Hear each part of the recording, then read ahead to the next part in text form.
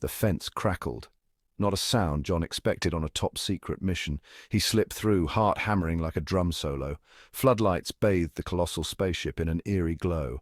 John adjusted his backpack, feeling the weight of the medkit and protein bars. A daredevil, that's what his mates called him. Tonight he was proving them right. He just hoped this spaceship wasn't a one-way ticket to oblivion. John found an airlock, thankfully unguarded. The door hissed open, inviting him into the belly of the beast. Metallic corridors stretched before him, lit by pulsating blue lights. A low hum vibrated through the floor, a mechanical heartbeat. He ventured deeper, the air thick with the scent of ozone and something distinctly alien. This was it. He was really inside, no turning back now. The rumble escalated into a roar. John gripped a railing as the floor vibrated beneath his feet. He was pressed back against the wall, a silent scream trapped in his throat. Then, as quickly as it began, the shaking subsided. Silence descended, broken only by the hum of the ship. He peeked out a porthole. Earth, a swirling blue and green marble, shrank below. Stars, a million pinpricks of light, surrounded him. They weren't cold and distant like he'd always imagined. They were close, vibrant, burning with an inner fire. John had seen pictures, watched documentaries, but nothing compared to the real thing. Space wasn't black either. It was a canvas of deep purple, streaked with bands of crimson and gold. He was mesmerized, days blurred into a routine of dehydrated meals and exploring the labyrinthine corridors. The ship was eerily silent. He hadn't encountered any other beings, which was both a relief and a worry. What if he was alone? The thought sent a shiver down his spine. He missed the sounds of Earth birdsong, laughter, the comforting drone of traffic. Here there was only the hum of the ship, a constant reminder of his isolation. He found a compartment labeled hydroponics in a language he guessed was universal. One day, John stumbled upon a room unlike the others. It was filled with soft toys, strange and wonderful creatures he'd never seen before. A low cooing sound drew his attention to a crib in the corner. Two pairs of wide, luminous eyes stared back at him. They belonged to the strangest, most beautiful creatures he had ever seen. The beings were small, no bigger than house cats, with smooth lavender skin. They had large, almond-shaped eyes that shimmered like amethysts. Instead of hair, they had feathery antennae that twitched curiously. John felt a warmth bloom in his chest. They were just babies. He instinctively knew they were harmless. He cautiously approached the crib. The babies watched him with wide-eyed fascination. One of them, bolder than the other, reached out a tiny three-fingered hand. John smiled and gently touched his finger to hers. Her skin was surprisingly warm and soft, like velvet. She gurgled and cooed, her antennae twitching with delight. The ship's database became John's lifeline. He spent hours deciphering the alien language, learning about the ship and its mission. The babies, Lyra and Vega, were Lumina. Their parents were scientists studying a distant galaxy. They had gone on an expedition and hadn't returned. John fed Lyra and Vega a nutrient-rich paste from the hydroponics garden. He changed their bioluminescent diapers, and he sang them to sleep with Earth lullabies. The girls thrived under his care. Section 5. Galactic Gurgles. Life on the spaceship was an adventure. Lyra, always the daredevil, loved exploring the ventilation shafts. John would often find her covered in dust bunnies, giggling uncontrollably. Vega, more cautious, preferred the library, her antennae twitching as she absorbed the information from the glowing data crystals. John taught them to play hide-and-seek, his booming laugh echoing through the corridors as they squealed with delight. He even managed to fashion a swing out of spare parts and a sturdy length of cable, their joyous shrieks music to his ears. Mealtimes were a chaotic affair. John learned the hard way that Lumina children had a penchant for flinging their food. He'd often find himself covered in purple goo, a mixture of mashed alien fruits and vegetables. He couldn't help but laugh. Their laughter was infectious, their joy a constant reminder that even in the vastness of space, happiness could be found in the smallest, most unexpected of places. He customized their room, painting a mural of Earth on one wall, complete with a blue sky, a green meadow, and a bright yellow sun. He hung their drawings, abstract swirls of color that made him smile, on another wall.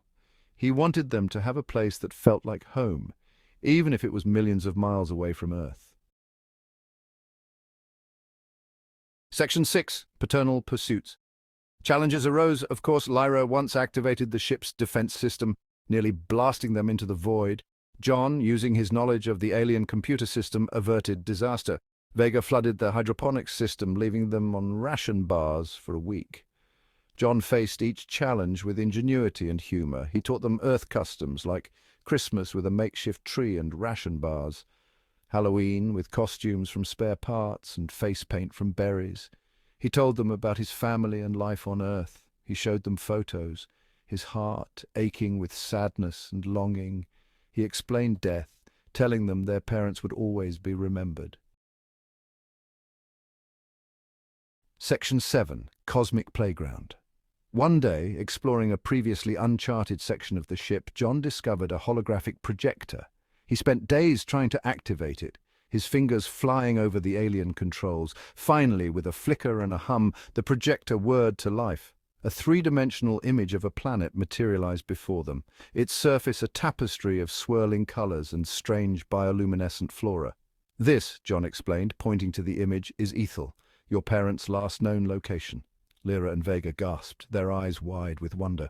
They had only seen Ethel in their parents' research logs, flickering images on a two-dimensional screen. To see it now in all its holographic glory was breathtaking.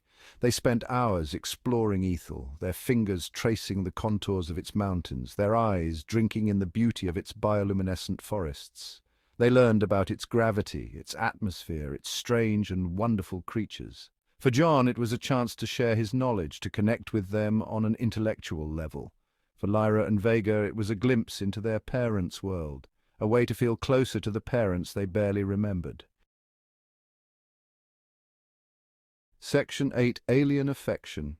As the years passed, John's hair turned silver and wrinkles etched themselves around his eyes. But his heart remained young, filled with the boundless love he felt for Lyra and Vega. They were teenagers now, their lavender skin even more vibrant, their antennae adorned with intricate silver jewelry. Lyra, true to her adventurous spirit, had become a skilled pilot, navigating the ship with ease. Vega, her intellect blossoming, had become a brilliant scientist, spending hours in the ship's laboratory, conducting experiments with a passion that reminded John of their parents. They still called him Papa, their voices filled with love and respect. They hugged him often, their touch conveying a depth of emotion that transcended words. They confided in him, sharing their dreams, their fears, their hopes for the future. He listened, offering advice, guidance, and unwavering support. One day Vega approached him, her antennae drooping slightly, her eyes filled with a mixture of excitement and apprehension. "Papa," she said, her voice soft, "we've picked up a signal, a luminar distress beacon. It's coming from Ethel." John's heart skipped a beat. Section 9. Stellar Family Portrait. The journey to Ethel was long but filled with anticipation. John taught Lyra and Vega everything he knew about Earth, its history, its culture, its people. He wanted them to be prepared for anything, to embrace their human side as much as their luminous side. He also taught them about himself, about his life, his loves, his regrets. He held nothing back, wanting them to know him fully, completely. When they finally arrived in orbit around Ethel, the sight took John's breath away. The planet was even more beautiful than he had imagined, its surface a riot of color and light. He watched as Lyra and Vega piloted the ship through Ethel's atmosphere, their faces a mixture of excitement and trepidation. They landed near a cluster of bioluminescent trees, their arrival announced by a chorus of strange and beautiful bird calls. Lyra and Vega, dressed in simple tunics that shimmered like moonlight, stepped out onto the soft, mossy ground. John followed, his heart pounding in his chest. He knew this was goodbye, at least for now. Section 10. Home Among the Stars. John watched from a distance as Lyra and Vega interacted with their own kind. He saw the love in their eyes, the joy in their laughter. He knew they were home. A wave of bittersweet happiness washed over him. He had done what he set out to do. He had given them a family, a home, a future. A gentle hand on his arm startled him. It was Lyra, her eyes shining with unshed tears. "Papa," she said, her voice thick with emotion, "come with us. Stay with us. This is your home now too." John looked at Vega, who nodded, her eyes mirroring Lyra's sentiment. He looked at the welcoming faces of the Lumina, their antennae glowing softly, and he knew with a certainty that resonated deep within his soul that this was where he belonged. He spent his days exploring the wonders of Ethel with his adopted family.